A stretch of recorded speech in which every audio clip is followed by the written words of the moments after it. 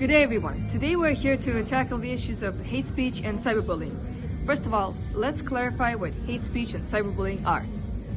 Hate speech is a public speech which expresses hate or encourages violence towards person or group of people based on their gender, religion, race, or sexual orientation.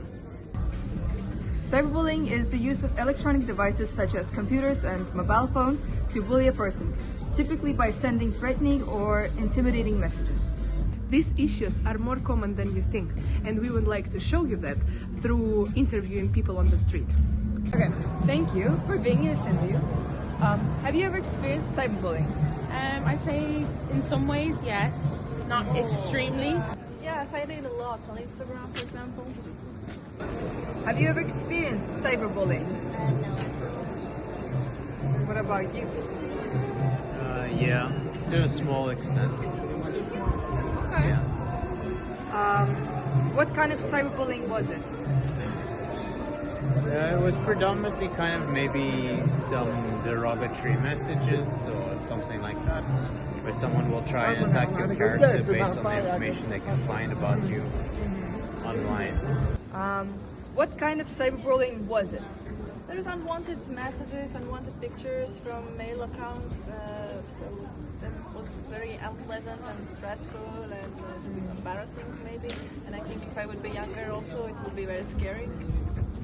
I agree. I'd say just like kind of people just like being horrible, like people like adding you into group chats, that kind of thing, you know, like when you're younger, like when I was maybe like 14, 15, that kind of age, people like around my town were like kind of that kind of, you know, style of, you know, people. Yeah, I understand fully. Yeah. I understand fully. How did it affect you? It definitely like affected my perception of myself like majorly when I was younger, and like not wanting to be like in a space with those kind of people is like a big source of anxiety. Definitely to be like, you know, people, those kind of people who are gonna like, if they're like that, and do you know what I mean, they'll be the same way in person, sometimes, not all the time, but just kind of that, it like made me really aware of myself and other people's perceptions of me, I'd say. Well, I think generally you feel insulted in a sense, and you kind of want to react, but that's kind of the point of cyberbullying, is to troll people and to get them to kind of spark up some aggressiveness or aggregation. Yeah, I fully agree. Yeah, that's what it is. How do you think cyberbullying impacts its victims? Tremendously, the main goal that you take on due to cyberbullying. Yeah. Depends on really how you look at it and the space you are in mentally. Some people know that there's a screen behind them and the other person, Being a keyboard warrior. and for them it doesn't mean much, but other people that aren't as confident, it really attacks their characters, and they care about other people's opinions, and then it's a little bit more detrimental. Yeah. Well, who do you think does the bullying more, adults or kids? I think immature adults and kids that are like kind of what phase of kids? Maybe adolescents in some sense.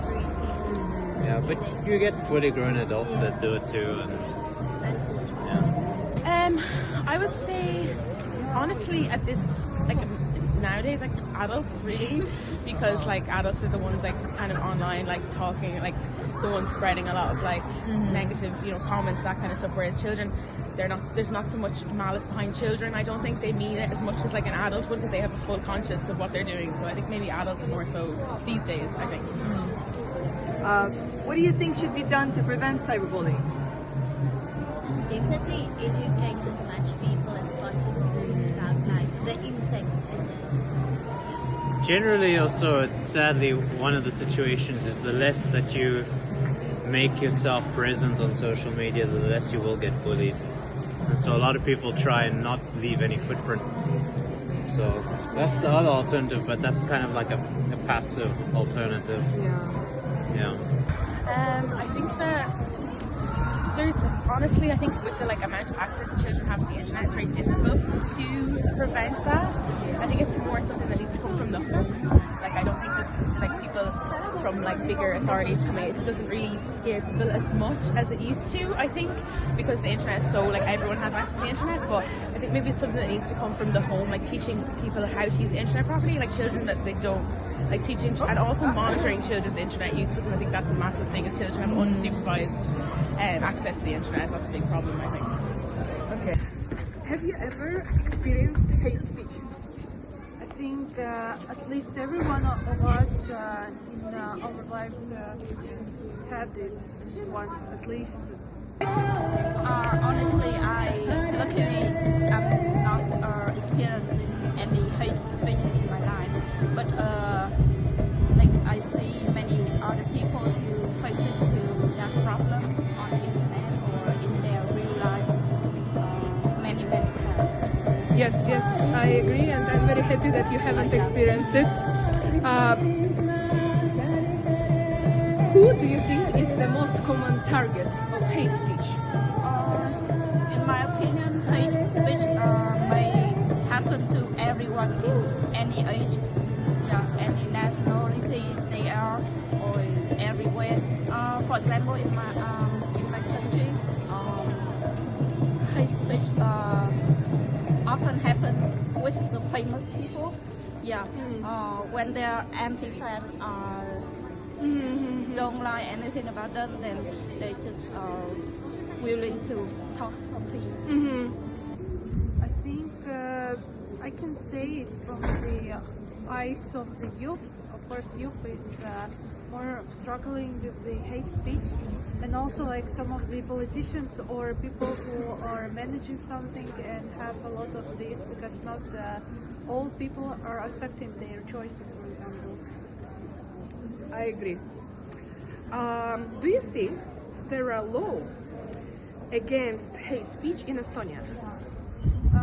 I think if it's really like disturbing the person, or it's too much aggression in this hate speech, so yes, it's regulated. You are very right. There are laws which regulate hate speech in Estonia. What do you think? Within 1 year I'm living here, I still not faced any problem in Estonia yet, but I think Estonia is a quite peaceful and safe to live here. So Yes, it's true, and also Estonia has laws which regulates hate speech. So if you are practicing it, you can get fined or you can go to jail and so on. Yeah. And in your opinion, why do you think people practice hate speech? Some people have a negative opinion about something that they don't like, and they choose the way to express their opinion just too negative, and they just want other people to know about their opinion. And I think that they don't know that that's not a good way to express their opinions.